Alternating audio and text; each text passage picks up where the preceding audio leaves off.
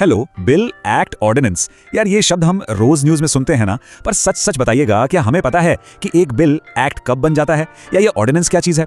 अगर ये सब सुनकर थोड़ा सिर घूम जाता है तो टेंशन मत लीजिए, आप बिल्कुल सही जगह पर हैं। आज ना हम सब मिलकर इस कानूनी पहेली को सुलझाएंगे। तो सवाल यही है, बिल, एक्ट और अध्यादेश, आखिर में फर्क क्या है? कैसे एक आइडिया पहले बिल बनता है और फिर एक्ट का रूप ले लेता है? और ये अध्यादेश क्या चीज है जो एकदम से मतलब रातों रात आ जाता है? चलिए आज इन्हीं सारे सवालों के जवाब खोजते हैं। अच्छा, तो इन जवाबों तक पहुंचने के लिए हमारा रोड मैप क्या है? देखिए, सबसे पहले हम समझेंगे कि सरकार काम कैसे करती है, उसके 3 मेन हिस्से कौन से हैं।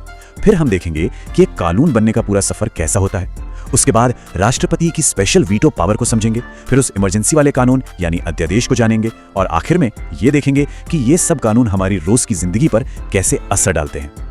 तो चलिए शुरू करते हैं एकदम बेसिक से। सोचिए, जैसे हमारी बॉडी को ठीक से काम करने के लिए अलग अलग ऑर्गन्स की जरूरत होती है, दिल, दिमाग, फेफड़े, राइट? बिल्कुल वैसे ही किसी भी देश की सरकार को चलाने के लिए 3 बहुत जरूरी अंग होते हैं। सबसे पहला और सबसे जरूरी अंग है विधायिका यानी लेजिस्लेटिव। इनका काम बस एक देश के लिए कानून बनाना, सिंपल। और भारत में यह काम कौन करता है? हमारी संसद यानी पार्लियामेंट, जिसमें लोकसभा और राज्यसभा आते हैं। ठीक है, तो कानून तो बन गया, पर उसे लागू कौन करेगा? यहीं पर आता है हमारा दूसरा अंग, कार्यपालिका, जिसे हम एग्जीक्यूटिव भी कहते हैं। इनका काम है संसद के बनाए कानूनों को जमीन पर उतारना, उन्हें असलियत बनाना। और हमारे देश में इसके हेड कौन होते हैं? हमारे राष्ट्रपति। और अब आता है तीसरा अंग, जो एक तरह से अंपायर का काम करता है। ये है न्यायपालिका यानी जुडिशरी। इसका काम ये देखना है कि जो कानून बनाए गए हैं और जो लागू हो रहे हैं वो सब हमारे संविधान के हिसाब से हैं या नहीं। इसमें हमारा सुप्रीम कोर्ट, हाई कोर्ट और सारे न्यायालय शामिल हैं। अब देखिए, इन तीनों का अलग अलग काम करना कोई एक्सीडेंट नहीं है। इसके पीछे एक बहुत बड़ा आइडिया काम करता है, जिसे कहते हैं सेपरेशन ऑफ पावर्स या शक्तियों का पृथक्करण। और ये शानदार आइडिया हमें एक फ्रेंच फिलोसोफर मॉन्टेस्क्यू ने दिया था। तो ये सेपरेशन ऑफ पावर्स का फंडा है क्या? बहुत सिंपल है। इसका मकसद यह है कि सारी की सारी पावर किसी एक के हाथ में न चली जाए। मतलब तीनों अंग अपना अपना काम आजादी से करेंगे, लेकिन एक दूसरे पर नजर भी रखेंगे। कोई भी अपनी मनमानी नहीं कर सकता।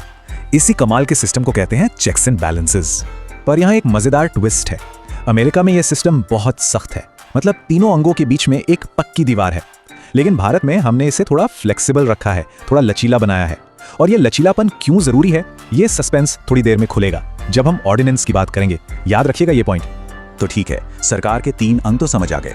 अब जरा ये देखते हैं कि इनमें से जो कानून बनाने वाला अंग है यानी हमारी संसद, वो असल में कानून बनाती कैसे है। ये अपने आप में एक पूरा सफर है। इसे ना एक कॉलेज प्रोजेक्ट की तरह सोचिए। सबसे पहले दिमाग में एक रफ आइडिया आता है ना, वो है ड्राफ्ट। फिर जब आप उस आइडिया को ठीक से लिखकर एक प्रॉपर प्रपोजल बनाकर पेश करते हैं तो वो बन जाता है बिल। और जब वो बिल संसद के दोनों सदनों से पास हो जाता है और प्रेसिडेंट भी उसे मंजूरी दे देते हैं, तब जाकर वो फाइनली एक्ट बनता है, यानी पक्का कानून। लेकिन कहानी यहां खत्म नहीं होती। संसद से पास होने के बाद भी बिल सीधा कानून नहीं बनता। वो जाता है अपने आखिरी स्टॉप पर, राष्ट्रपति के पास। और यहीं पर राष्ट्रपति के पास एक सुपर पावर होती है, एक ब्रह्मास्त्र, जिसे कहते हैं वीटो पावर, यानी किसी बिल को ना कहने की ताकत। तो ये वीटो पावर 3 तरह की होती हैं। पहली है एब्सोल्यूट वीटो, मतलब सीधा सीधा ना, बिल वहीं खत्म, खेल खत्म। दूसरी है सस्पेंसिव वीटो। ये ऐसा है जैसे कहना, मुझे ये ठीक नहीं लग रहा, एक बार फिर से सोचो इस पर, और बिल वापस संसद के पास चला जाता है। और तीसरी है सबसे दिलचस्प, पॉकेट वीटो। इसका मतलब है राष्ट्रपति बिल पर ना हाँ कहते हैं ना, बस उसे अपनी जेब में डाल लेते हैं। अब बिल बेचारा इंतजार ही करता रहता है। पर हाँ, इस सुपर पावर की भी कुछ लिमिट्स हैं। 2 ऐसे मामले हैं जहां राष्ट्रपति अपनी वीटो पावर इस्तेमाल नहीं कर सकते। पहला, मनी बिल, यानी पैसे से जुड़ा कोई भी बिल। और दूसरा, कॉन्स्टिट्यूशनल अमेंडमेंट बिल, यानी ऐसा बिल जो सीधे हमारे संविधान में कोई बदलाव कर रहा हो। इन दोनों पर उन्हें हाँ कहना ही पड़ता है। अच्छा, अब एक सिचुएशन सोचिए। मान लीजिए देश में कोई इमरजेंसी आ गई और हमें फौरन एक कानून की जरूरत है।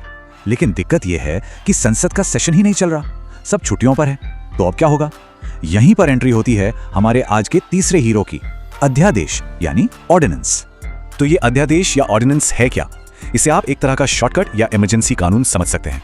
ये एक टेम्पररी कानून होता है जिसे राष्ट्रपति तब लाते हैं जब संसद सेशन में नहीं होती। याद है मैंने कहा था कि भारत का सिस्टम फ्लेक्सिबल है, ये उसी का सबसे बड़ा एग्जाम्पल है। ये एक एक्स्ट्रा ऑर्डिनरी पावर है जो सिर्फ बहुत जरूरी सिचुएशन में ही इस्तेमाल होनी चाहिए। तो ये शॉर्टकट कानून कब तक वैलिड रहता है? इसकी एक उम्र होती है, 6 महीने प्लस 6 हफ्ते। अब ये अजीब सा नंबर क्यों? देखिए, नियम यह है कि संसद के 2 सेशन के बीच 6 महीने से ज्यादा का गैप नहीं हो सकता। तो 6 महीने तो वो हो गए, और जब संसद वापस बैठती है तो उसके पास 6 हफ्ते होते हैं ये डिसाइड करने के लिए कि इस ऑर्डिनेंस को परमानेंट कानून बनाना है या इसे खत्म करना है। चलिए अब इस कहानी के सबसे प्रैक्टिकल हिस्से पर आते हैं। संसद ने एक बड़ा सा एक्ट तो बना दिया, लेकिन वो बड़ी बड़ी बातें हमारी रोज की जिंदगी तक, हमारी गली, हमारे घर तक पहुंचती कैसे हैं? मतलब उस बड़े से कानून को छोटे छोटे समझने लायक नियमों में कौन तोड़ता है? यहीं पर हमें एक्ट और रूल्स का फर्क समझना होगा। एक्ट जो संसद बनाती है वो बताता है क्या करना है, ये एक बड़ा फ्रेमवर्क है, और रूल्स जो सरकार के अलग अलग डिपार्टमेंट बनाते हैं वो बताते हैं कि उस काम को कैसे करना है, एकदम डिटेल में। तो रूल्स हमेशा एक्ट के अंडर ही काम करते हैं, उससे बाहर नहीं जा सकते। इसके बाद आते हैं रेगुलेशंस या विनियम। ये और भी स्पेसिफिक हो जाते हैं। ये वो नियम होते हैं जो कुछ खास बॉडीज अपने मेंबर्स के लिए बनाती हैं। जैसे आरबीआई बैंकों के लिए रेगुलेशंस बनाता है, या आईसीएआई जो चार्टर्ड अकाउंटेंट्स की संस्था है वो अपने प्रोफेशन के लिए नियम बनाती है।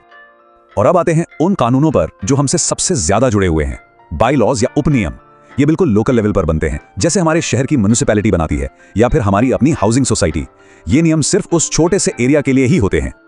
और इसके एग्जाम्पल तो हम हर रोज देखते हैं। गीला और सूखा कचरा अलग करो, रात 10 बजे के बाद तेज म्यूजिक नहीं चलेगा, या फिर हमारी अपनी सोसाइटी के पार्किंग के नियम। ये सब बायलॉज ही हैं। और हाँ, एक मजेदार फैक्ट बताता हूँ। कानून के हिसाब से कोई भी हाउसिंग सोसाइटी किसी को अपने पेट को लिफ्ट में ले जाने से नहीं रोक सकती। तो देखा, बिल से शुरू हुआ सफर कैसे हमारी सोसाइटी के बायलॉज तक पहुंचता है। ये हमें बताता है कि कानून कोई दूर की किताबों वाली चीज नहीं है, बल्कि वो हमारी रोजमर्रा की जिंदगी का हिस्सा है। अब जाते जाते एक सवाल छोड़ जाता हूँ। जरा सोचिए, आपके आसपास ऐसा कौन सा नियम या बायलॉ है जो आपकी जिंदगी पर सबसे ज्यादा असर डालता है?